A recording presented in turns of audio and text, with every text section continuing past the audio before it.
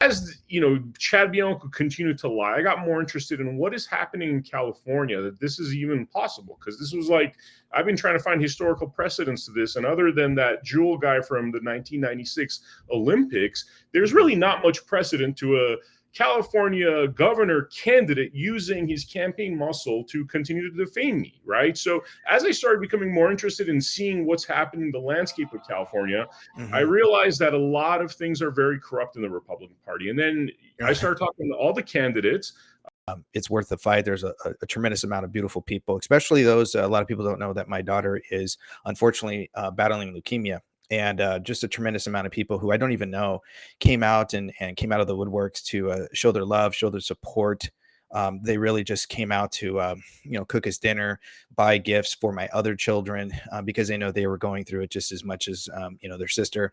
And it really opened my eyes up to the idea of that, this is a state worth fighting. There's a spirit here that I think a lot of us take for granted or don't realize is actually here. So much so that under Gavin Newsom, he has had under his reign over 45,000 wildfires that I personally did the research on.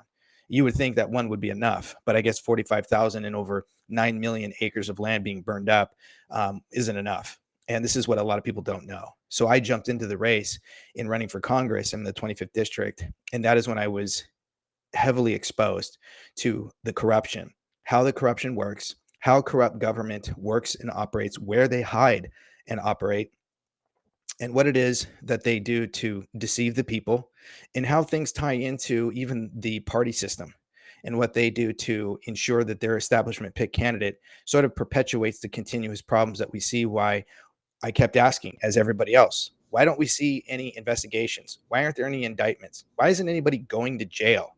We keep Could I point something out there on that topic? So, sheriff job is more important than voter fraud issues. That's what you're saying? Yeah, I mean, the sheriffs unfortunately don't want to rock the boat. Sheriffs don't want Mm. to step out of that norm because they it's not that they are afraid of the governor. The problem is that the governor controls the militia, right? And they report to the AG, who immediately has over 5,000 lawyers. So of course they're going to start performing investigations if they don't play ball. Most of the sheriffs do.